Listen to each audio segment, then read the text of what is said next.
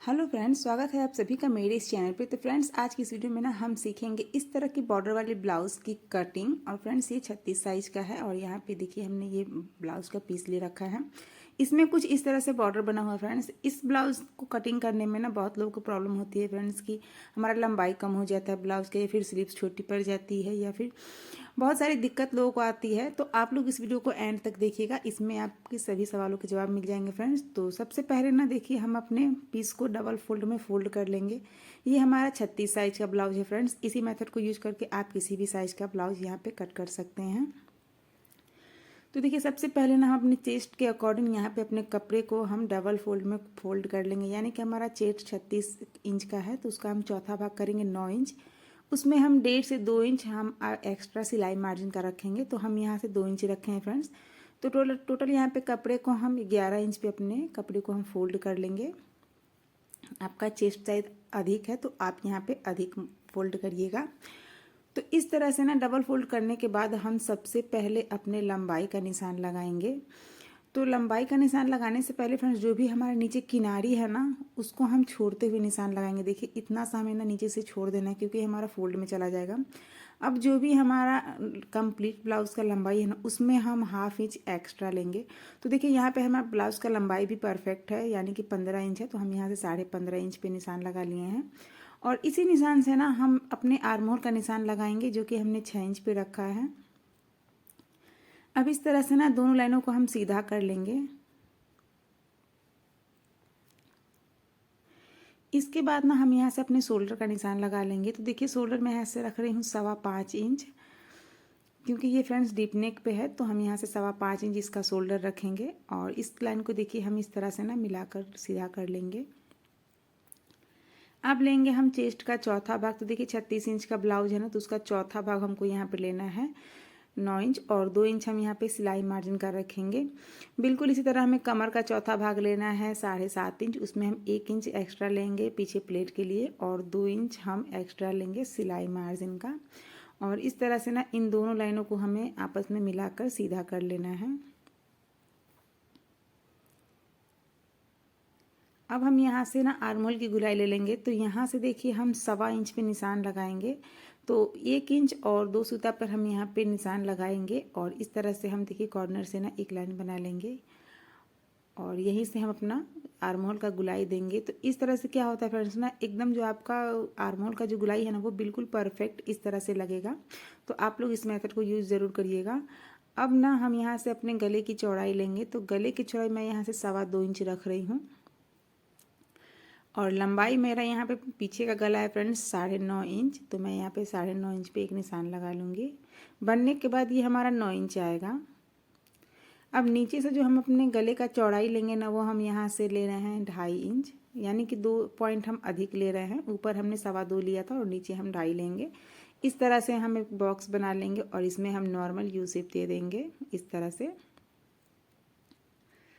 और यहाँ से देखिए, हमारा बैक पार्ट का जो भी मार्किंग था ना, वो हमारा कंप्लीट हो गया। तो इसकी हम कटिंग कर लेंगे, और इस तरह से कटिंग करेंगे फ्रेंड्स, तो आपका ब्लाउज़ ख़राब नहीं होगा। आप किसी भी साइज़ का ब्लाउज़ का कटिंग इस मेथड को यूज करके कर सकते हैं, आपका ब्लाउज छोटा बड़ा नहीं होगा। तो देखिए, यहाँ से बैक पार्ट हमारा रेडी है। अब हम इसी को रख के ना फ्रंट पार्ट की कटिंग कैसे करेंगे, कहाँ से करेंगे, आप लोग वीडियो में एंड तक बने रहिएगा। तो देखिए, जो भी हमारा कपड़ा फोल्ड किया हुआ था ना, उसको हमें कुछ भी नहीं करना है, एकदम एज इसी तरह हमें रख लेना है। और इसके बाद जो भी हमने बैक पार्ट को कट किया था ना, देखिए उसको कुछ इस तरह से हमें पलट कर रखना है। बैक पार्ट को देखिए इस तरह से बराबर में हमें मिलाकर रख लेना है, और जैसा भी हमारा ये बैक पार्ट है ना, बिल्कुल उसी तरह हमें मार्किंग कर लेनी है चारों तरफ से। तो इस तरह से ना हम सभी तरफ से अपने ब्लाउज़ का जो भी मार्किंग है ना, वो हम कर लेंगे। तो देखिए, इस तरह से हम मार्किंग कर लिए हैं। अब हम बैक पार्ट को रखेंगे साइड में। सबसे पहले आर्म होल की साइड हम 1/2 इंच की गहराई दे देंगे, क्योंकि ये हमारा ये फ्रंट पार्ट है। और इसके बाद ना इस लाइन को सीधा करेंगे, और इससे आगे बढ़ाएंगे हम स्केल को, और 1/2 इंच और हम यहाँ पे मार्जिन रख लेंगे।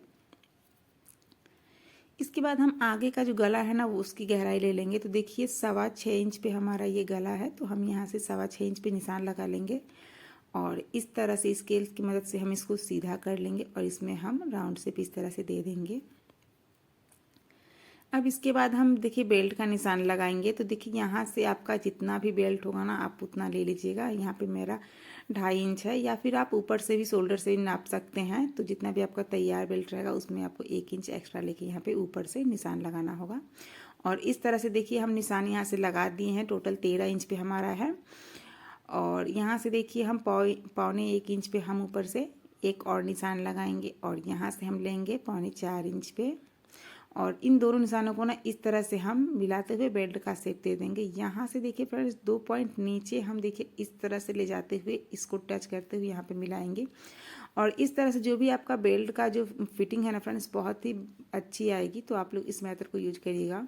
नीचे से हम करीब 1 से 1.25 इंच हम ज़्यादा लेंगे, क्योंकि हमारा ये फोल्ड में चला जाएगा। और अगर आपको कमर पट्टी लगाना है तो आप इस मार्जिन को मत लीजिएगा। तो मैं यहाँ पे फ्रंट पार्ट में जो भी हमारा कमर पट्टी है ना वो मैं अलग से अटैच नहीं करती हूँ। इसी में मैं एक्स्ट्रा फैब्रिक लेकर और इसी में मैं फोल्ड कर देती हूँ। तो देखिए इस तरह से हमारा ये जो है ना टाइम भी बचता है, कमर पट्टी वगैरह अटैच करने की ज़रूरत नहीं पड़ती है। तो इस तरह से देखिए हम यहाँ से फ्रंट पार्ट की कटिंग कर लिए हैं और बेल्ट वगैरह भी हम कट यहाँ से कर लेंगे।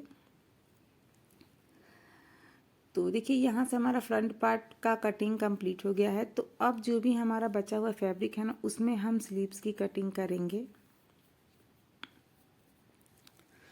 तो देखिए यहाँ से हमारा जो बॉर्डर वाला फैब्रिक है ना बचा हुआ है इसमें हम स्लीव्स की कटिंग करेंगे। तो इसमें हमारा देखिए ज्वाइंट आएगा थोड़ा सा। तो सबसे पहले हमने कपड़े को डबल फोल्ड किया है, इसके बाद हम इसको 4 फोल्ड करेंगे। और अब हम इसका चौड़ाई नापेंगे कि कितना है। हमें यहाँ से 9 इंच चाहिए, क्योंकि 36 साइज का ब्लाउज है तो हमें यहाँ से टोटल कपड़ा 9 इंच चाहिए। इस तरह से हम मेज़र करके बढ़ा घटा सकते हैं। और देखिए हम यहाँ पे मेरा 9 इंच कपड़ा हो गया है। तो इसके बाद अब हम ना स्लीव्स की मार्किंग करना स्टार्ट करेंगे। तो देखिए नीचे से जो भी हमारा जो किनारी है ना उसको हमें छोड़ते हुए नापना है, क्योंकि हमारा वो फोल्ड हो जाएगा। और जितना भी आपका स्लीव लेंथ है उसमें आपको 1/2 इंच एक्स्ट्रा लेना है। 2.5 इंच स्लीव्स को डाउन करेंगे और यहाँ से हम रखेंगे 2 इंच मार्जिन। जितना हमने ब्लाउज़ में रखा था उतना ही हमें मार्जिन यहाँ पे भी रखना है। और इस तरह से ना हम हल्के हाथों से स्लीव्स का शेप दे देंगे। जो भी बाजू की मोहरी है ना उसका आपको हाफ लेना है। तो देखिए मैंने यहाँ से 6.25 इंच लिया है और 2 इंच हम सिलाई मार्जिन लेके इस तरह से हम स्लीव्स की मार्किंग कर लेंगे। और अब हम इसकी कटिंग कर लेंगे। और इसमें जो भी हमारा ज्वाइंट आएगा फ्रेंड्स ना वो हमारा देखिए बैक पार्ट का जो हमने कट किया था ना उसमें से हमारा थोड़ा सा बॉर्डर वाला फैब्रिक बच गया था। तो उसी बॉर्डर वाले फैब्रिक को ना देखिए इस तरह से हम डबल फोल्ड करके यहाँ पे अटैच कर देंगे, ताकि हमारा समझ में भी नहीं आएगा कि हमारा ज्वाइंट लगा है। और इस तरह से हम इसको ज्वाइंट कर देंगे। तो चलिए इसकी भी कटिंग कर लेते हैं। और यहाँ से हमारा ब्लाउज कट होकर रेडी हो गया है। तो आई होप फ्रेंड्स आपको मेरी ये छोटी सी वीडियो ज़रूर पसंद आई होगी। अगर वीडियो पसंद आए तो लाइक शेयर ज़रूर करिएगा। और अगर चैनल पे पहली बार आए हैं तो चैनल को प्लीज़ यार सब्सक्राइब ज़रूर करिएगा। फिर मिलती हूँ किसी नेक्स्ट वीडियो में, तब तक के